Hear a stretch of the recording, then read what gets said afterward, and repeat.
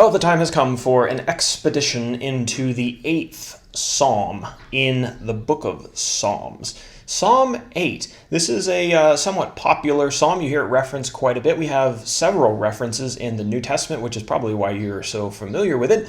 Let's talk first, though, about the author. And by the way, of course, hopefully you know by now, you can download all these PDFs on our website. Who is the author of Psalm 8? Well, it's David. We're told that in verse 1. The second king of Israel and Judah. We know that he was often on the run. He was often being oppressed by his enemies.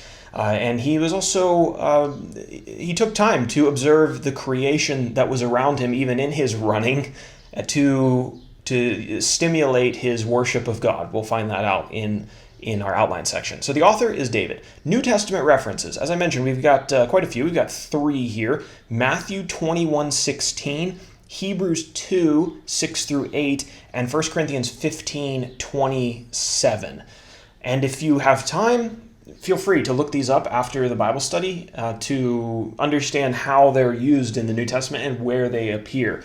And if you're a little bit familiar with the context of those books, you'll be able to understand. If not, maybe, Lord willing, one day we will do 5-minute studies of Matthew, Hebrews, and 1 Corinthians. We have 2 themes to discuss and 1 definition. The first theme, God should be worshipped when a person observes the natural world, the creation all around us, the universe around us. Second theme, God has given human beings an exalted place amongst that creation. We'll talk a little bit more about that later.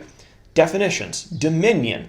Now, dominion, you might be familiar with that term a little bit, but dominion is basically the power to control or the right to rule over. God gives dominion to mankind over the creation. So that's the power to control or the right to rule over. Just 9 verses in this chapter and everything under one section heading. How majestic is your name in all the earth. You might be familiar with that language. It comes from Psalm 8.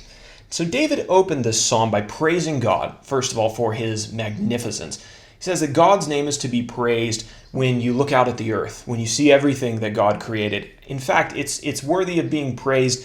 His glory exceeds the heavens, is what David says. In other words, God is worthy of being exalted to the highest degree, above anything in creation, above the heavens, really beyond anything that human beings could ever exalt him to. He's worthy of that and more. The psalmist wrote about how God uses babies and infants to establish strength and to defeat his enemies. God's so powerful that he can use those who the world considers to be weak and without power to accomplish his will, to defeat the greatest of adversaries on the earth. And we see that time and time again in the Old Testament. We've already studied a bunch of times, especially in books like Judges. After thinking about and observing and meditating on the beauty of creation, David expresses amazement that God cares about man at all. It was amazing to David that God cares about men, considering we're just, one tiny piece of God's universe. And based on the fact that he's the creator of all of this stuff, like his power is so infinite,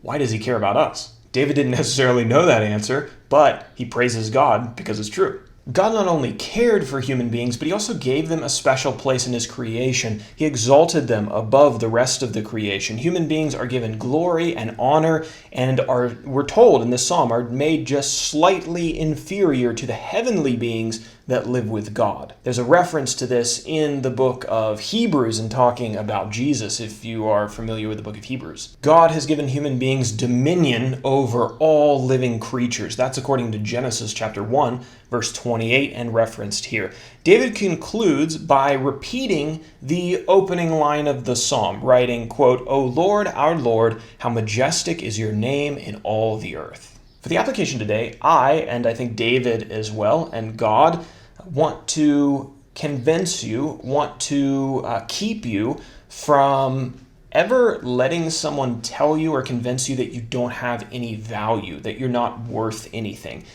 Your Creator says otherwise.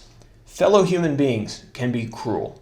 They can be cruel in their actions towards you. They can be cruel in their words towards you. They can make you feel like you're worthless. They can abuse you. They can make you feel like trash. And after your interactions with them, maybe you feel like trash, and maybe you feel like you're not worth anything to anybody. But when it comes to discovering the truth about what you're worth, your value, Don't look to men or women to give you the answer to that question. Look to the one who created you. The Bible tells us that God has made us in his own image, Genesis chapter 1, verse 26, and he has crowned you with glory and honor, Psalm 8:5. And the rest of the Bible will inform you that God has given us the tremendous opportunity of becoming one of his children and receiving even greater glory in heaven. I think if you only take one thing away from this application, take this away from it. God thinks that you are worth sending his son to die for. And so everyone else's opinion of your worth is pretty much irrelevant in light of that act of love.